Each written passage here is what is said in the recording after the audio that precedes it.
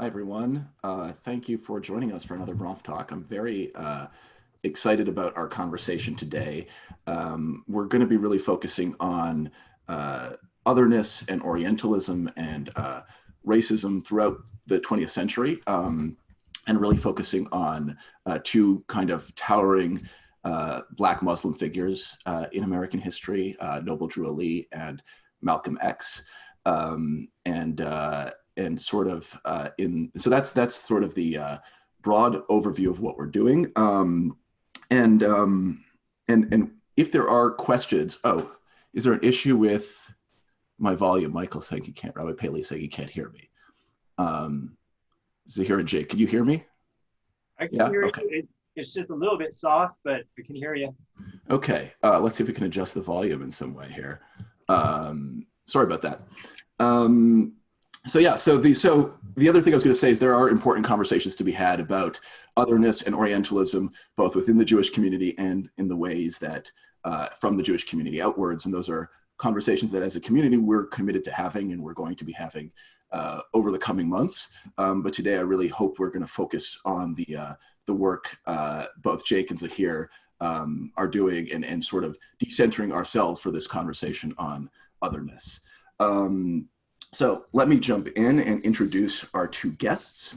Jacob Dorman is Associate Professor of History at the University of Nevada, Reno. He solves historical mysteries using microhistory and deep archival research, as well as a captivating writing style. Today we're discussing his new book, The Princess and the Prophet, The Secret History of Magic, Race, and Moorish Muslims in America, which you should order now if you haven't. We'll post a link in the chat. He's also the author of Chosen People, The Rise of American Black Israelite Religions, which won 4 book awards.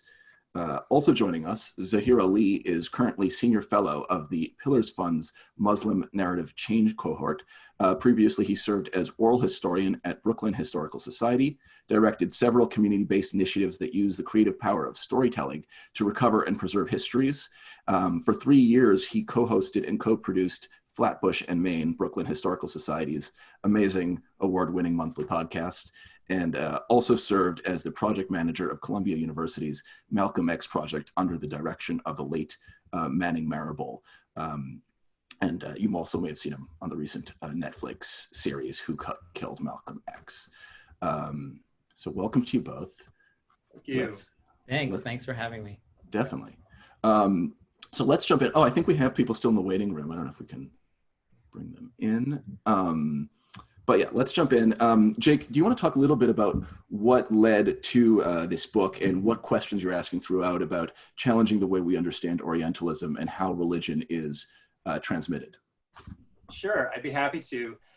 There's so many starting points. One of them is going on the Bronfman trip. When I was 17, I went back when I was in college, and I ran into some folks that turned out to be Black Hebrew Israelites in Jerusalem, just playing. I got a flyer, it said Black Blues in Hebrew script. So I said, I got to check this out. So I went, and it was the Hebrew Israelites from Dimona. So they invited me to come down. And at this point I was already, I was studying Black nationalism and Zionism. And I was really interested in the parallels and the similarities between these different forms of nationalism, and the kind of things that the praise that Marcus Garvey had for the Zionist movement and so forth. I went down to Dimona, and it was in one of my first conversations in Dimona that I was talking to a member of this community who said, well, my grandmother was an Israelite, but she was also, or before that or after that, she was a Muslim. And I started to realize, as I did more and more research on the Israelite movement, that these movements were very porous, and there were people moving in and out of them. And not only that, but within the movements, you often had combinations. So for example, one of the most influential Black Jewish rabbi, and I use Jewish intentionally in that setting, was named Arnold Josiah Ford. Now Ford was a very close, I don't know how close, his descendants say that he was a very close friend of Marcus Garvey. He led the choir in the Garvey movement.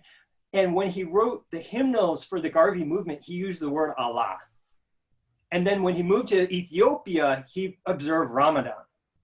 So I knew, even when I was writing my first book about Black Jews and or Israelites, that, you know, these terms, these labels were oftentimes misleading, in that because within these movements, you found all kinds of worlds and all kinds of porous kind of interpenetration of Islam, Judaism, New Age ideology, conjuring, et cetera, et cetera. So originally, I thought of the first book as a book about both Black Jews and Black Muslims, and it was under the rubric called Black Orientalism, because I came to think that Orientalism was really the most important kind of structure of what was going on. It was about embodying the East, embodying the Orient as a form of political identification and protest against white supremacy, European colonialism, American racism, and general imperialism. So I was writing this massive, ungainly book that had Jews, Israelites, Muslims, you name it, all under one set of covers. And then I had to just pull them apart as you know, to make these projects more manageable. So that's helps to explain how I got from Black Jews to Black Israelites. It's really from Israelites to Muslims. It's really part of a continuum. Yeah, that's helpful. And I think part of, and maybe just to touch on for another moment, part of what you're looking at is the way we think of Orientalism as a racist process. And you're trying to probe that and find that even though obviously it is a deeply racist process, there are tools to be gained from that. Absolutely, absolutely. And there's, I think one of the big central concerns of this book is, like, how does resistance happen? How do resistant ideologies come about? And what I'm trying to say is that people refashion what they find in their world for resistant purposes, as opposed to saying people reject completely out of hand their world and step outside themselves. It's like the fish in water kind of thing. So for example, one of the best examples of this is Christianity, right? So white slave owners taught their slaves, enslaved Black African people, right, Christianity. And they taught a very much a truncated version, right? They didn't teach Exodus. But once Black people had Christianity, had access to Christianity and to the Bible, both the Old and the New Testament, they then made it into something themselves that they could use to fight dehumanization, to fight the kind of desacralization of Black personhood. And so Christianity in Black hands became a tool of resistance, even though it was explicitly intended by whites to be a form of social control, if that makes any sense. Yeah, totally. That's fascinating. I kind of want to, Zaheer, you just recently completed this massive oral history project with the Brooklyn Historical Society about Muslims in Brooklyn. Can you talk about how much and sort of any stories you heard that would see religious life in the light of resistance? Yeah, I think, this is one of the things that I like doing oral histories, is to get at some of the stuff that Jacob is talking about, to really understand how people construct a meaning in their life. You have to go to them as sources.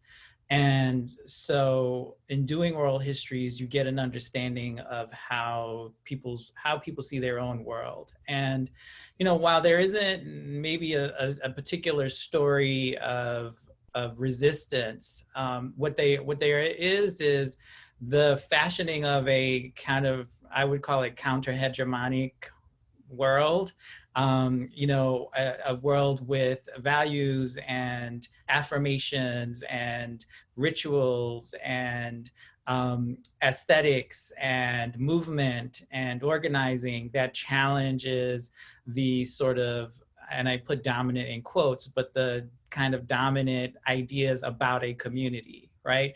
And the idea is that, people see themselves how they see themselves. And until we can really access that, especially scholars or journalists or whomever, we just sort of look at communities that are quote unquote marginalized or otherized or excluded, with pity, with, you know, compassion, with sympathy. And this is not how people see themselves, right? I think people might be well aware of the forces arrayed against them, but it's not how they define themselves. And so I'll give you just a general example. In interviewing people for this project, you know, 9/11 wasn't, you know, like wasn't this sort of like particular, you know, rupture that I think people may have anticipated. It isn't that, you know, 9/11 and its significance wasn't registering for these communities. It was that, you know, people didn't see themselves as a beleaguered community, even though they were subject to surveillance, even though they were subject to detentions, even though they were subject to both, you know, state enforced Islamophobia, as well as what we would call microaggressions or interpersonal Islamophobia. That's not how people didn't walk around, you know, and this is true for Muslims, this is true for Black people. I would venture to say this is true for many marginalized people who end up creating their own institutions that sustain their own selves and sense of selfhood. You know, I think of W.E.B. Du Bois's, you know, question, how does it feel to be a problem? Well, it doesn't feel anywhere because you don't see yourself as a problem. The only person that sees yourself as a problem are the people who are problematic, right? And so what comes out of these stories in listening to people are people talking about, you know, courtship and dating and marriage and family life and community life and the rituals and the food they made and created and the clothes that they wore and designed, and waking up on the morning of Eid and, you know, describing it the way you would hear someone talk about waking up on the morning of Christmas or any other kind of holy day. And so what comes across or what comes out of this collection or what comes out of this study is a study of a very vibrant tradition that has provided a framework wherein people see themselves with a sense of wholeness and derive a sense of healing and a kind of spiritual armor, if not ritual armor and community armor against what we might think are, you know, all of the things arrayed against them. That's fascinating and makes a good deal of sense. And I wonder, and we'll get into this, how much of that is because of foundation laid by Noble Drew Ali and Malcolm, who were such strong advocates for self-determination. So by the way, it's in typical Bronftalk fashion. We definitely want to get as many questions in. So if you have a question, just please message the chat with the general topic of your conversation, and we'll bring you into the conversation as soon as we can. So the story you tell, Jake, is fascinating because it takes these sort of big theoretical ideas and makes them concrete. And there's this character, Walter Brister, who you focus on, who's a performer, a circus performer, and in minstrel shows. And these sort of oppressive institutions both oppress him and give him opportunity, right? Yeah, so this is a great kind of embodied illustration of the larger point I'm trying to make about Orientalism and how Orientalism actually offers some opportunities for resistance and self-definition vis-a-vis the West, right? And why, you know, for example, Dizzy Gillespie, when he used to travel through the South in the Jim Crow South, would throw on a turban, and all of a sudden he could sit in the first class car. Same person, right, just with a turban. So, and there's more than one example of that. So even within these, and especially within these racist systems, if you could embody something that was Eastern, Oriental, other, African, Muslim, even wearing a fez. You know, there's example, Duzay Muhammad Ali, who's this great character you should look into, wore a fez and rode in the first class car. He was allegedly Egyptian. So point being, Walter Brister starts out as the first Black child star on Broadway, okay? And when he's 14 years old in 1893, He is in the biggest show in Broadway history by World War I. Okay, this is thought of as the biggest American play, the most successful American play of all time. And it's called Cats. No, it's called In Old Kentucky. It's called Hamel Cats. So it was like as big as Hamilton or Cats or Les Mis. It was like that.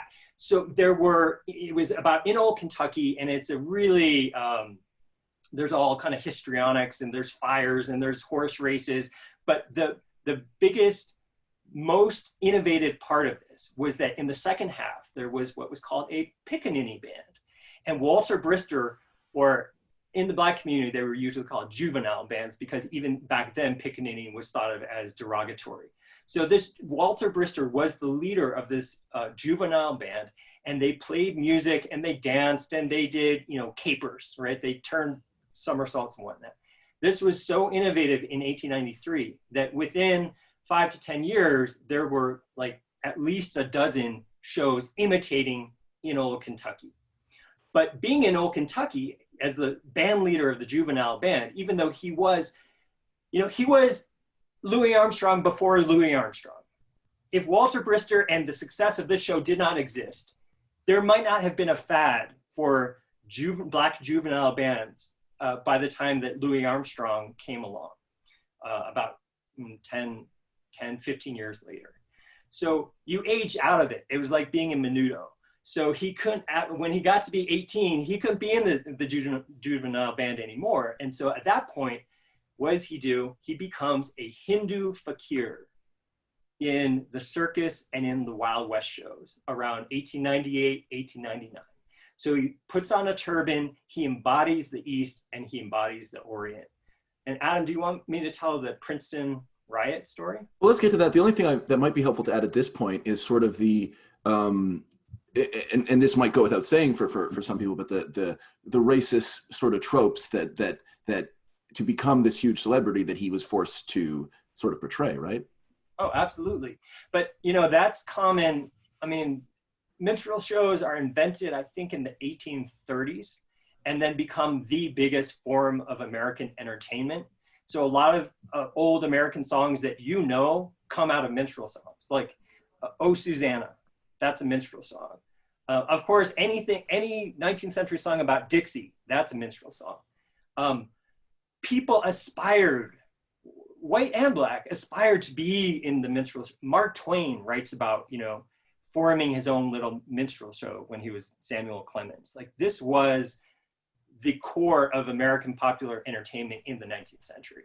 So yeah, he had to inhabit that world. And it's even worse in Old Kentucky in that he was playing a slave. Okay, so he was inhabiting the world that and making slavery look like it was carefree, happy-go-lucky. So that his switch from being basically a minstrel performer to being a Indian fakir, a Muslim Indian fakir, right, is a very significant claiming of a different heritage, right, and a different whole valence that is necessarily a position of critique. It's a critique of white supremacy, a critique of Christianity, a critique of racism, right? Islam was part of this rising force in the world, right? It was Muslims that were the biggest obstacle to British empire in West Africa. It was Muslims that spread, and French West Africa as well. So Islam was a politically potent force, and Muslims found, or those who could impersonate Muslims also found, that they could therefore critique the West, critique colonialism, critique racism within Christianity, and say that Western Christian societies have really failed Black people. And they failed it because of the central sin of racism, which Islam, right, avoided, although not entirely, right? But the example of the Prophet Muhammad and his relationship with Bilal set and hadith within the Muslim teaching were explicitly anti-racist, right? So Islam became tremendously attractive, I'd say, to a subset of African Americans who were looking for answers and solutions, not just to their religious identity and worldview, but also to the predicament of white supremacy and Jim Crow, lynching, and the severe racism of the turn of the 20th century. Right, and this sort of performance he was doing was being performed, first that slavery performance was being performed for largely white audiences, and then even as the fakir, he was performing for, again, it was a performance for white, mainly white, I know it was also black audiences, but mixed audiences certainly, so there's a certain white, even as he's moving along to claim self-determination, and I don't know if you want to jump in if I have that wrong, but I'd love to. The thing about minstrelsy is that it was so prevalent that it was also performed by Black people for Black audiences. Like it was performed, initially it was performed by whites. In fact, Dan Rice is the one who innovates the Jim Crow dance, and that's another whole story. He also innovated the flag character that became Thomas Nast's Uncle Sam cartoon. So the same man who created Jim Crow minstrelsy also created the image of Uncle Sam, which just says a lot, right? Yeah. About the embeddedness of those things. But if you look at Black creators at the turn of the 20th century, people like Burt Williams and his partner, George Walker, who's from Lawrence, Kansas. Burt Williams was a light-skinned man from the West Indies. I want to say St. Vincent, but I'm not. He's from the West Indies, okay? But he would black up to play blackface roles. And so you have Black creators at the same moment that are using minstrelsy, but oftentimes in very different ways. Like there's a lot of potent kind of, there's a lot of messages within laughter, you know? So for example, when Ernest Hogan, who wrote probably the most famous minstrel song, was called All Coons, pardon the expression, is called All Coons Look Alike to Me.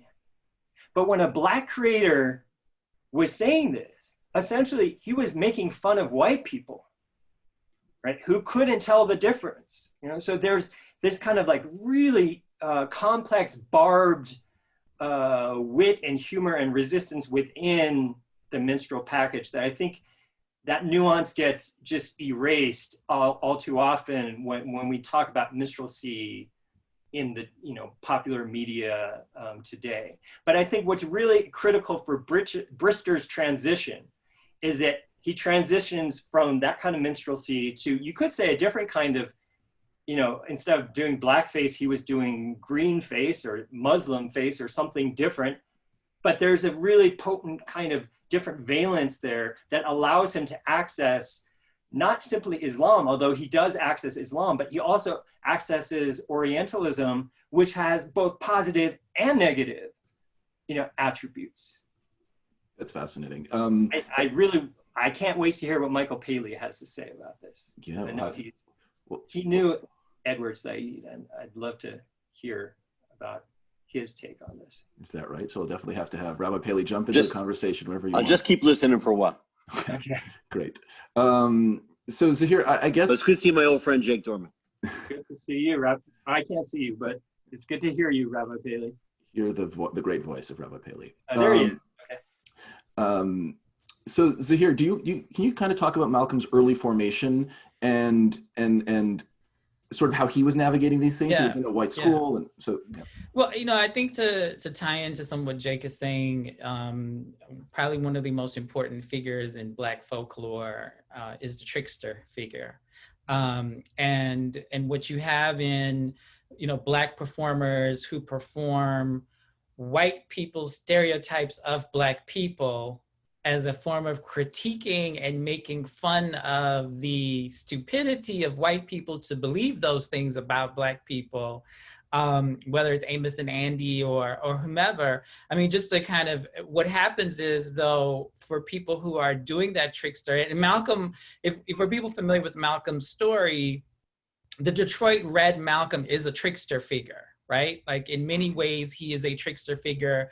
The trickster figure could often be someone who strategically manipulates the rules in order to get over. And so the kind of urban outlaw becomes takes on the trickster figure role, and even performing a kind of exaggerated form of Blackness or exaggerated hyper-masculine form of Blackness as part of the trickster figure role, because you're playing into what people think about Black men, but you're doing it to subvert their control of you. You're doing it to reappropriate or steal their resources. You're doing it to derive humor or pleasure at their expense. Just to kind of give people a contemporary reference of that, if people are familiar with like Dave Chappelle's story, right? And there's a point where Dave Chappelle said he's doing these jokes for his show in Comedy Central, and he looks around and he isn't comfortable with all these white people laughing, right?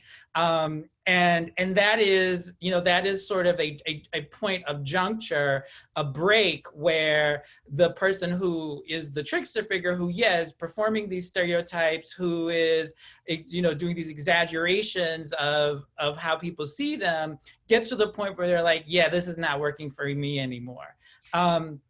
And I think, thinking about what happens to Walter Brister and this transition to, a kind of different kind of performance, or for Malcolm and a transition to a different kind of performance, what then is deeply embedded in that new identity is a very deep critique of that performance, right? And so for people familiar with Malcolm's biography, he looks at the Detroit Red Malcolm with great disdain.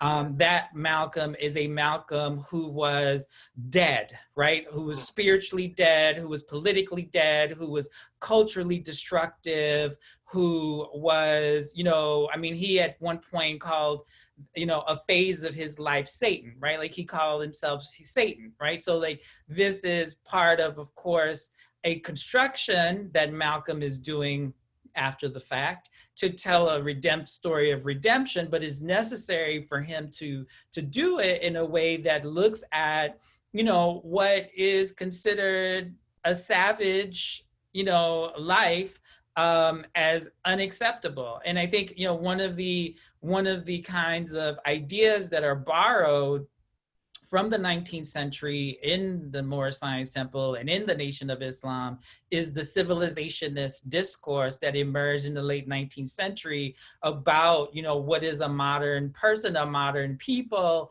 And you see this, kind of coinciding with what people call the politics of respectability, where Evelyn Brooks Higginbotham writes about the rise of the Black women's club movement in the late 19th century, sort of paralleling white women's club movement, which is like a middle class, this is what is considered civilized behavior.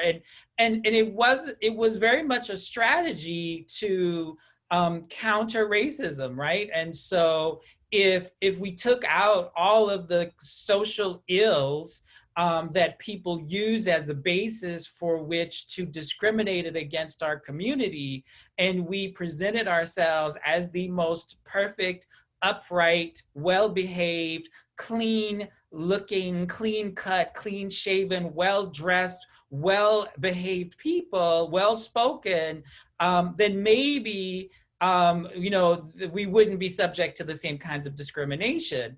And so part of, abandoning vernacular Black culture in favor of Islamic clothes, names, rituals, whatever, is a way by which people sought to exit themselves out of the domestic racial caste system, right? Because if you were not and this is why Malcolm and Noble Drew Ali and people who were in that tradition rejected Negro as the designated identity. in the Nation of Islam, they call it the so-called American Negro. And we're very clear that this was an American construction, and we don't attach ourselves to it. Because if you consider yourself an American Negro, you are going to be subject to all of the things that American Negroes were subject to. But if you were Black, or if you were Asiatic, or if you were Asiatic Black, or if you were Muslim, or if you were Moorish, you were a different person. And of course, there are these stories even in the mid-50s where African diplomats who are mistaken for being Negroes in America are like deeply offended that they aren't getting served, and they complain and they receive apologies, right? For a kind of more contemporary reference, it's the same kind of experience that African Americans had when traveling to South Africa during apartheid. They were, as Americans, not subject to the same kind of, conscription of their lives, proscription of their lives that that South Africans were, right? And so this is why Malcolm, for example, refused to call himself a civil rights leader. He refused the construct of civil rights because he always considered, anytime you consider yourself a domesticated American, you were a Negro, and you were subject. You were buying into and accepting all of those things. And so what I think you see happen is the performance of minstrelsy that was the sort of trickster, let's use their stuff against them, no longer works, right? It runs out of its utility. And so a different kind of being is important. And I'll say this one final thing. Noble Drew Ali isn't the first person to articulate Islam as this possible source of salvation. And I know Jake knows this. There's Edward Blyden, who travels to West Africa as a missionary who learned Arabic because he wanted to convert the West African Muslims to Christianity. And then he writes this book, I think it's called Christianity, Islam, and the Negro Race, which basically says, under Christianity, the Africans aren't doing so well, but under Islam, they seem to be thriving, right? And so this sort of forms the ideological foundation upon which a Noble Drew Ali, a Marcus Garvey, and a later Elijah Muhammad and Farad Muhammad and Malcolm, and all of them build in the 20th century, this idea that Islam provides a very different worldview. The idea is that how do you construct a truly liberatory project, right? I think that for these historical actors and communities, Christianity was too compromised, right? It was too deeply compromised with white supremacy, even the Christianity that had been refashioned in the Black church. And that in order to really free people, mentally and culturally, in order to orient themselves for political liberation, there needed to be some other sort of frame of reference. And so I think that's why, Islam, in whatever iteration it comes to and works in the ways that it does for these groups in the 20th century. And there's a lot that you said there that that Noble Drew Ali certainly prefigures, and that even and Jacob will talk a little bit about kind of, if we jump ahead to when he becomes Noble Drew Ali,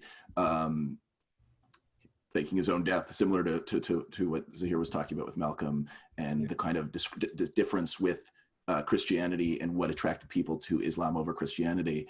So I'd love for you to kind of jump into a little bit of that, and maybe both of you could reflect on sort of if there's a tension between that pull towards respectability and then that pull towards rejecting what's wrong or what's unjust about the status quo. So I don't know if that's something to also tie in. Yeah, boy. Yeah, I love this conversation with Zaheer because I think there's so many parallels between Malcolm X and Noble Drew Ali, at least as the way that I've reconfigured the Noble Drew Ali story. Because this kind of information about Walter Brister is new information. But I love what Zaheer just said about the trickster figure, Because another word that gets thrown around and theorized sometimes, even in the scholarship, is imposter. You know, the role of the West Indian imposter in the Garvey movement. There's 2 or 3 articles like that.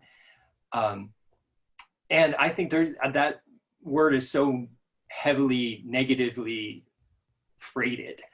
But trickster is really, I think, much more close to what he is. I mean, he literally tricked the world into thinking that he was dead in 1914. And then he went, and I think so much of the movement, what Zaheer's talking about in terms of both the Moorish, so you should just know the Moorish Science Temple is the group that Noble Drew Ali founds in 1925. The Nation of Islam, originally the Temple of Islam, starts in 1930. Okay, so, but it starts among former followers of and members of the Moorish Science Temple, and there's some dispute about this because unfortunately the scholars, there are books about this, but they're not very well footnoted, etc. But, you know, the stories that I believe are that most of the early members of the Nation of Islam were members of the Moorish Science Temple, and I'd be interested to talk about that with Zaheer or not. But what Zaheer's putting his finger on is this kind of, you said it so beautifully, like the trickster has to sort of condemn his former life, right? He has to bury, at a certain point, the minstrel act wears out and you have to move past it, you have to condemn it. And you see that in the Detroit Red phase of Malcolm X, and then he goes to prison and he's spiritually reborn, right? With the direct experience of the Honorable Elijah Muhammad, and he converts to Islam.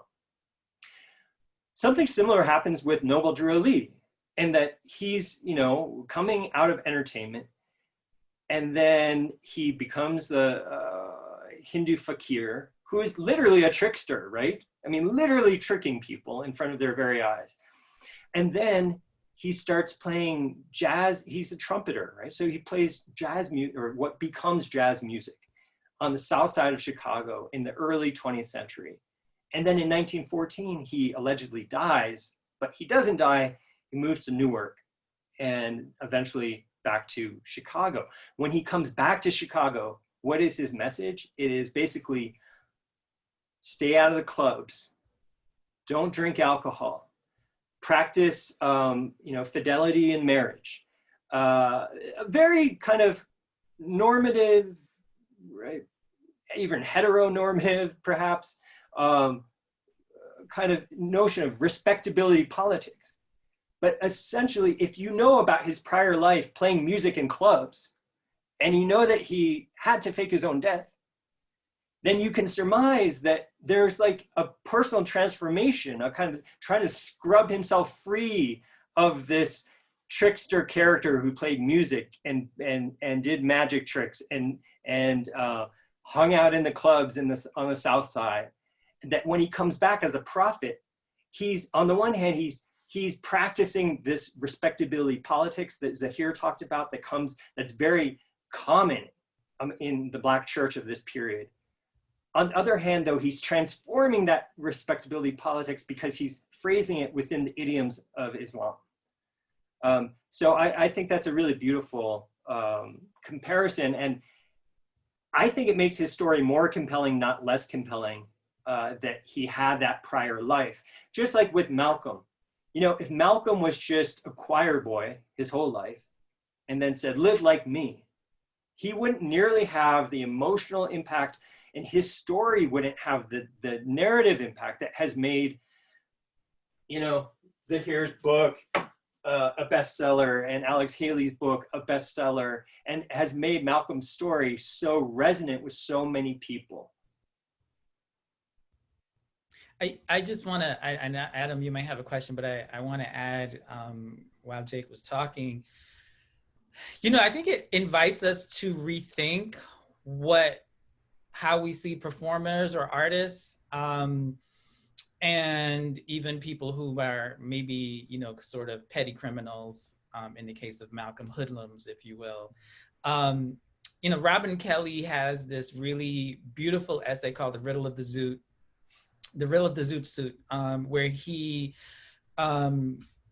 does a completely revised reading of Malcolm's Detroit Red era. Yeah, thanks.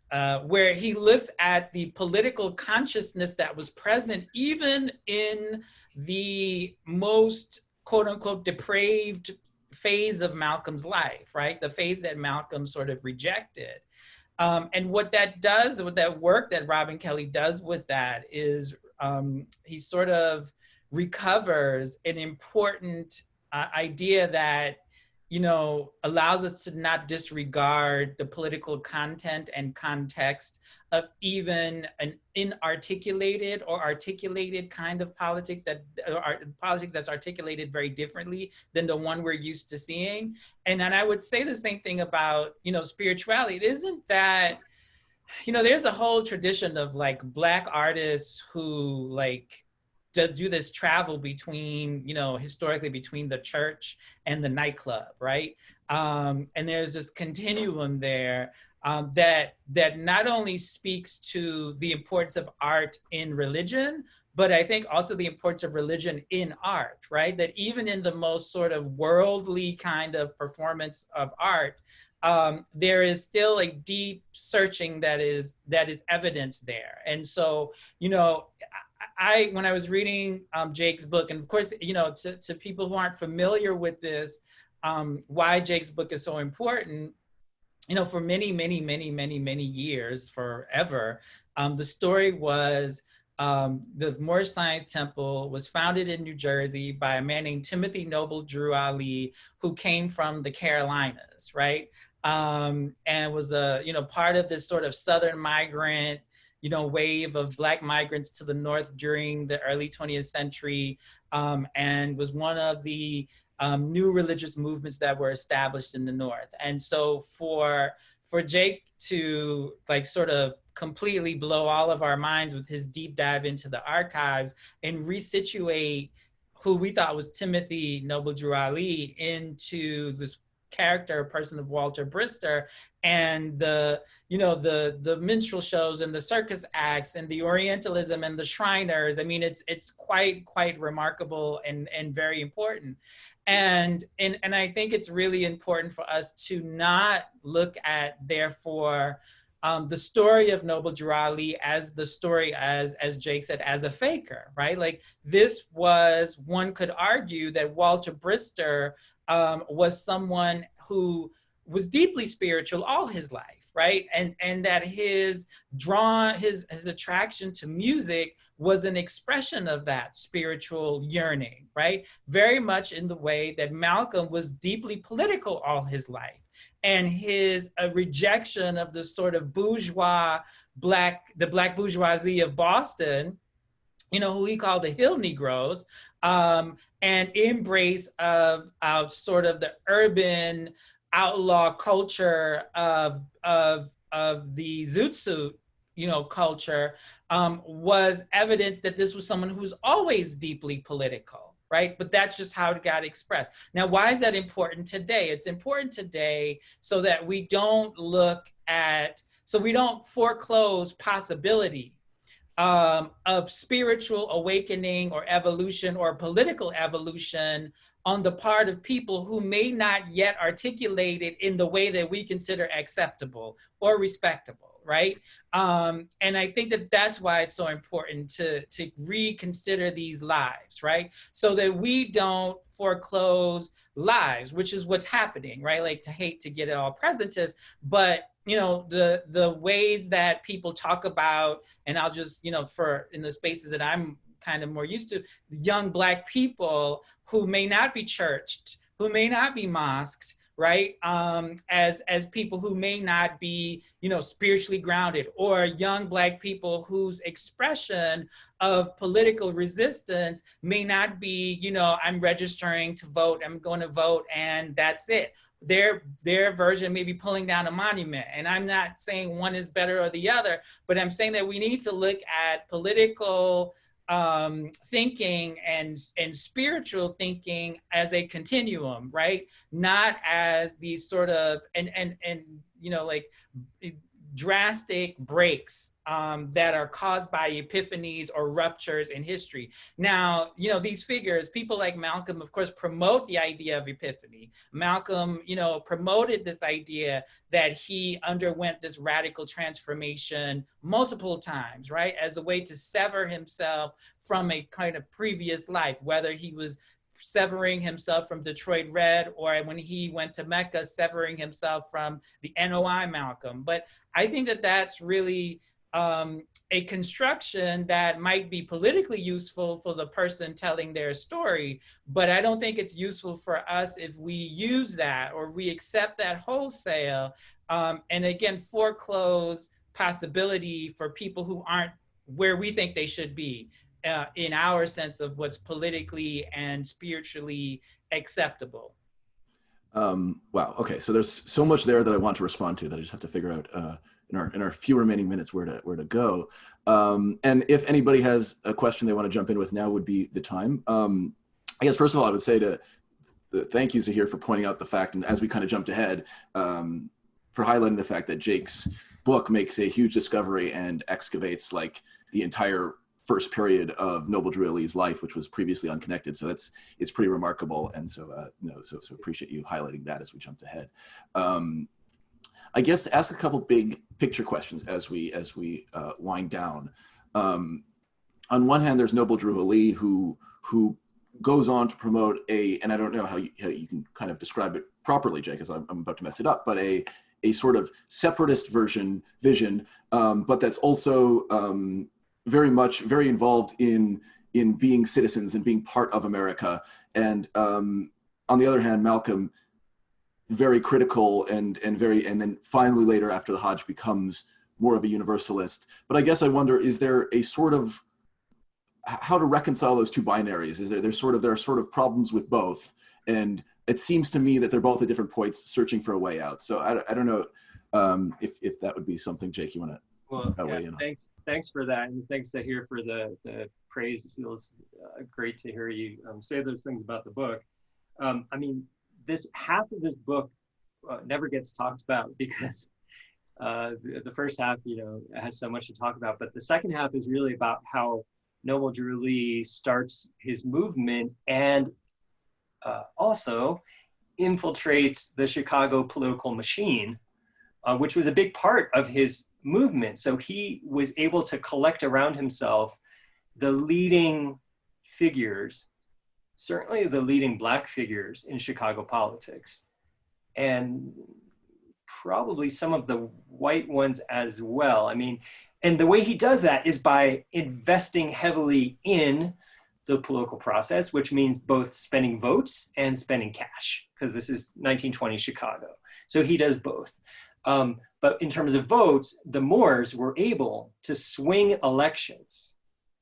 The elections were close enough in 1928 that the Moorish vote made the difference in electing Oscar de Priest, the first Black congressman from the North, to Congress. But part of the story that makes it so difficult is that it's difficult to see what political agenda today that serves, in part because Oscar de Priest was indicted not once but twice for political corruption. And so when he was elected to Congress, he was actually actively under an active indictment for corruption. So it's difficult. It's a really hard story because you want to tell the story of the first, a Black first as a triumphant, narrative of progress and so forth. But what this story says instead is that Black political elites on the South Side cooperated with white political and financial economic elites. And they, in the process, put the best interest of the Black community second to their own personal enrichment and aggrandizement. And it's not just me saying this. Ida B. Wells Barnett, one of the greatest Black activists, or any activists of any race, of any age, said the exact same thing. And that's in my book, that we're being grafted. They put the wrong people in charge of us, is what Ida B. Wells actually said. So this is a whole story, and this is the era of Al Capone. This is the era of, Meyer Lansky, all those, great Jewish gangsters and Jewish Italian gangsters. And this is the era of prohibition. And the Moors figured out how the system worked, and they worked the system. Now that's the 1920s, when you have Moors and Black people in Chicago in general being part of the political machine. But then what happens in Black communities is that the process of what scholars call ghettoization occurs and works for a few decades. So that by the 1950s, things are really desperate in Black communities that have now become full-on Black ghettos in northern cities. And what that means is that there's no jobs, there's no economic opportunities, there's second-rate political services, police services, there's epidemics of police harassment and brutality.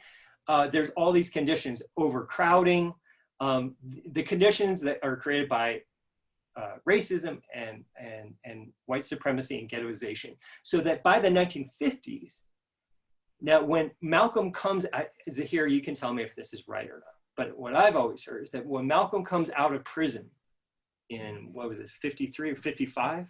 52. 52.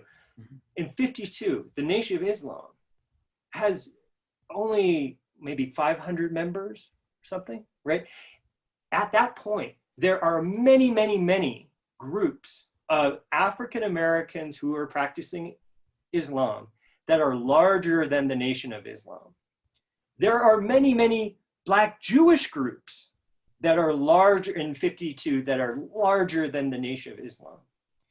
But a couple things happen. One is, like, the Nation of Islam's message, which was not about participation in the greater politic, but about separation and militantism, that becomes more salient and gets a wider audience because of the direness of the situation created by racism, the direness of impoverishment of Black communities created by racism. And so there's always, at all times, like if you look at the internet today, there's many, many, many different streams of any faith or any religion or any music. What becomes popular at a given time has everything to do with what that moment, what society needs in that moment. Okay, so that by 1960, when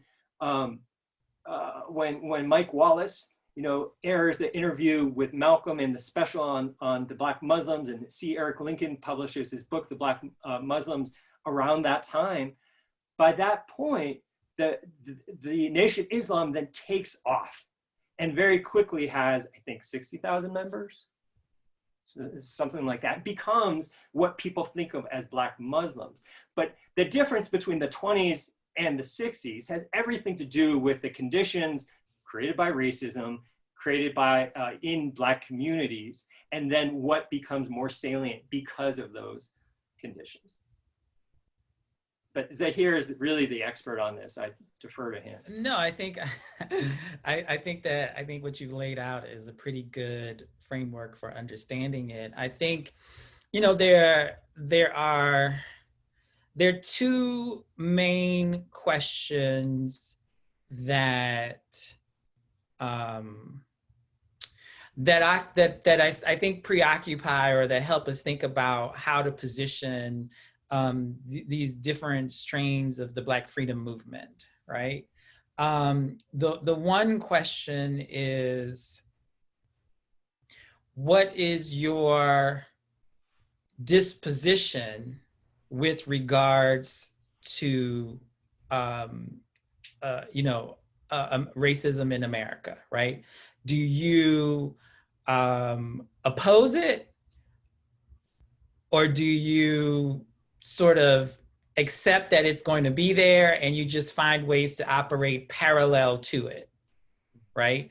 So the people that wanted to oppose it were, thought that integration would be the best way to oppose it, right? So you have like the NAACP, you know, the Urban League, and, you know, W.E.B. Du Bois and Mary Ovington White, you know, like the group of philanthropists that organized around the progressive era to like challenge racism.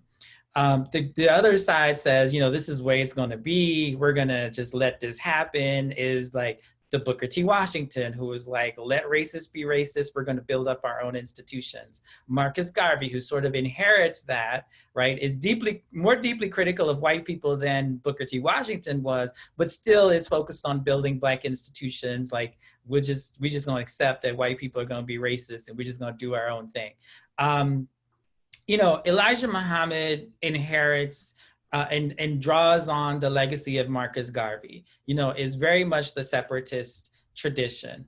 There is a third tradition that emerges, though, in the 1920s, especially after the sort of, you know, communist revolution and the decision of the Soviet Union and the Comintern to sort of export revolution around the world. And Marxism takes a greater hold as a tradition in the United States, where people say either, you know, and this is a paraphrase Martin King 50 years later, are you going to integrate into a burning house? Right? Like, so are you going to integrate into an existing system that is not going to deliver you justice? Or are you going to build your own house, which will not really be able to provide the capacity for freedom for all your people and will still allow the racist house to exist, right? So like integrationists are like getting absorbed and are being, you know, assimilated into a racist, in a system of inequity. Separatists are letting that racism exist and just kind of doing their own thing in the tradition of the Maroons and the runaways and the fugitives and the nationalists, but they're not really saving the broader community, right? So here come, you know, what Manny Marable called the Black radicals, Black radicalism, or the transformationists, who say you neither should integrate or separate, but you have to transform.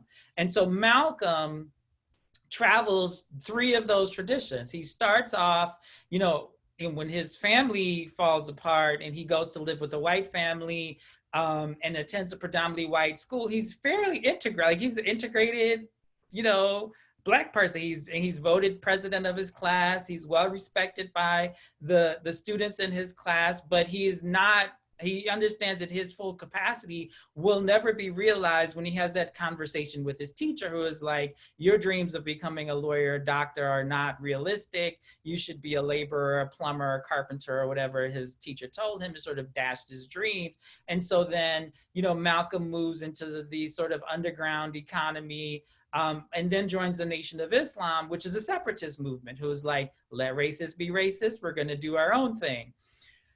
That, of course, you know, Malcolm grows incredibly frustrated by the early 1960s when he's unable to bring a project of freedom to a broader community. He feels the Nation of Islam is too limited in its scope. He feels the Nation of Islam's lack of engagement in the broader discussions around the civil rights movement are a weakness, and he feels straitjacketed. And then he, you know, breaks from the nation and emerges, I would say, from the Black radical tradition, a transformationist, right? Like, he's not an integrationist, he is not a separatist, but he does understand that something radically must happen to transform the political economy of the United States in order to provide a more equal and just system. And so I think, you know, that's where, you know, Malcolm would end up. He isn't very, so that's sort of the positionality of the separatists with the intentionality of the integrationists, right? Like, we should all be part of the same community, but it needs to be a really different community. Yeah, that makes a lot of sense, and is it's a moment in the country right now where we're certainly in need of deep transformationalist figures. So, you know, these figures of the legacy of Malcolm X and Noble Drew Ali, certainly pertinent as we head into the election coming up, and hoping to see a different country, even though it can sometimes seem very dispiriting and bleak, to put it mildly. I want to thank everybody for joining us, and especially Jake and Zaheer for such an amazing conversation. We only scratched the surface, and I feel like we can go on for much longer. Becky just posted, and so before I get to that, one quick thing. Molly's going to post a survey that would be great if everybody could click on. So if you can click on that survey, it could take a minute just to hear what you got out of the session today. Above that, two other quick things. Becky posted an event that Bronfman is working on with Base Hillel to do real learning around anti-racism work coming up later this month. So definitely take a look at that. And just as critically as both of those things, the link to Jake's book is higher up in the chat. So if you haven't read it yet, it's a fantastic read. Definitely buy a copy as well. And Jake, I think it sounds like you want to say goodbye to Rabbi Paley. No, I want to hear from Rabbi Paley. I want to get some Q and some A. Well, I just want to say that Malcolm X is by far the most significant figure in my life. Coming out of integrationist and assimilated Jewish house in the Boston suburb without any viable identity to oppose the ills of the society. I think that reading Malcolm X as an early teenager and then again as a late teenager and then again, mostly Alex Haley, going to visit, I'm from Boston and he was in prison in Boston, going on the Malcolm X trail. I remember doing that as a high school kid, to become a transformationalist. And if I had to, even though we don't have any time left, if I had to say anything about the Bronx Youth Fellowship, it was an encouragement to become transformationalists. It's Manning Marable's definite insights, and Said as well, that says, you don't get to tell me who I am. You don't get to do studies. You don't get to write books. You don't get to learn languages and tell me who I am and who I might become. I get to say that. I get to demand that, and I get to shape the society around me. Malcolm X doesn't just oppose America; he also shapes America almost in a radical way. And I felt as a Jew and all that we were going to shape an America of radical inclusion of people coming as they were. I didn't want to come as an assimilated American or as an assimilated American Jew. I wanted to come as a Jew, a vibrant Jew. And I wanted the skills and power to do that. And I was unwilling to let other people tell me what that identity was like. That seems to me, not just the post-Hajj Malcolm, but the pre-Hajj Malcolm. He refused, right? I'm not going to allow you to give me all the canisters of identity, either through literature or art or religion or politics. And I suppose that my bond with Said was very much around that, which is that colonialism. He at the end of his life, we had a lot of serious and difficult conversations because he'd told what I consider to be a lot of falsehoods about who he was, and he became a trickster. Said himself becomes a trickster to a certain degree, but he says, listen, I'm fighting colonialism, and I'm fighting colonialism on a man-to-man, house-to-house, street-to-street basis. And that's what I'm going to do, and I don't care what you think about my, whether the veracity of my claims are there or not. And I have to say, I deeply admire that in him, even though I can take some personal objection to some of the things that he did. He did sit and try and explain himself to me, and it was about colonialism more than anything else. One more short remark is this great book by, I think, Tom Rees called The Orientalist, the transformation of Lev Nissenbaum to purple thing. It's so much a part of this, this radical sense of dipping into other cultures in order to finally build your own identity and become the person that you want, the transformed person that you have the right to demand to become. And once there's space for all of those identities in a kaleidoscopic America, then I think America reaches its potential. So that was a little oration, and I love seeing my friend Jake Dorman. That's powerful. Thank you for that, Rabbi. Thank you. Or I'd just like to add too, like when Jews built their synagogues, starting in Sophia in the late 19th century, and then going into, there's a bunch of synagogues in New York, San Francisco, San Diego that are built, Chicago, built like mosques. I mean, there's there's a synagogue, what's it called? The oldest, I think, is KAM on 51st Street, right across the street from Barack and Michelle Obama's home. Yeah, yeah. Okay. Yeah. It has a minaret. Okay, not only does it look like a mosque, it has a minaret. And when you talk to them, or when I talked to them 10 years ago about it, they said, it's in the Venetian style. I was like, oh, really? No. Oh, really? It's wrong. So what happened was, at this era, Jews, who, by the way, started moving to the land they call Palestine and calling themselves Palestinians, were identifying with Orientalism, like this book about the Orientalists that Rabbi Paley mentions. You know, there was not yet this kind of sense of separation, this violent separation, right, between Jews and Palestinians. It's like, no, Ashkenazi Jews wanted to become Orientals. They wanted to, through the, and through the rubric of Orientalism, and by putting on that mantle, they said, we are not of the West, we're of the East, and we're going to embody what that means. That's right. That's they were that. Yeah. You know, these synagogues were not Venetian style, of course. They were from the Convivencia. If you go to Toledo, or you go to Granada, or you go to Cordoba, you see all of those, the synagogues that those were built on. And I live in Budapest. And in Budapest, this huge synagogue, the Dohan Synagogue, is built like that because the dream of the Hungarian community was for Jews to come to Budapest and not lose their Judaism, right? They were accepted by the late 1890s as Hungarians, and they said, we don't want to be Hungarians. We want to be Jews living in Hungary. We want you to be Hungarians living in Hungary, but we don't want to be you here. And therefore, we're going to build a synagogue reminiscent of the time of Jews, Muslims, and Christians living together each other as Jews, Muslims, and Christians.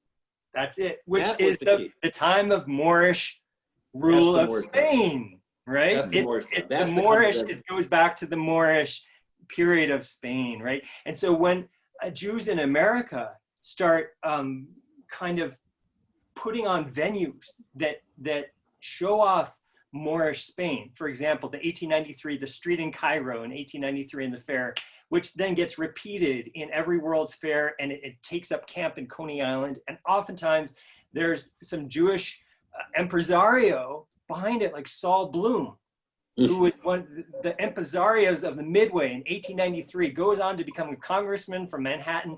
He builds a lot of theaters in Times Square, and then he helps to found the United Nations, okay? What he's saying is, look at Islam, look at Islamic civilizations, look how multicultural or multi-racial they are, and look at that as a model for what America might become. So this is a big reason why, or even Harry Houdini, you know, who's taking the great Hungarian Hindu magic, and I'm half Hungarian Jew as well. So, Michael, we have so much to talk about. Come and visit me. Yeah, another Hungarian Jew here. All right, so this is amazing. We've, as I said, we'll have to do another one with Rabbi Paley on his relationship with Edward Said. I want to hear more about that. Oh yeah, we can do that. Yeah, let's do that. So thank you again, Jake. And I don't know, is there anything you want to say in response? Thank you for having me and this conversation with Jake. We're very much looking forward to it. Thank you so much, both of you. Thank you, everyone, for joining us. Bye. Thank you, Adam, for asking, inviting us all, and Zaheer for sharing all of your insight. I really enjoy listening to you talk about this, and it's wonderful to have this venue to talk to the Bronftalk about it as well. Really, really amazing. Thank you. Thank you both so much. All right. Bye, everyone.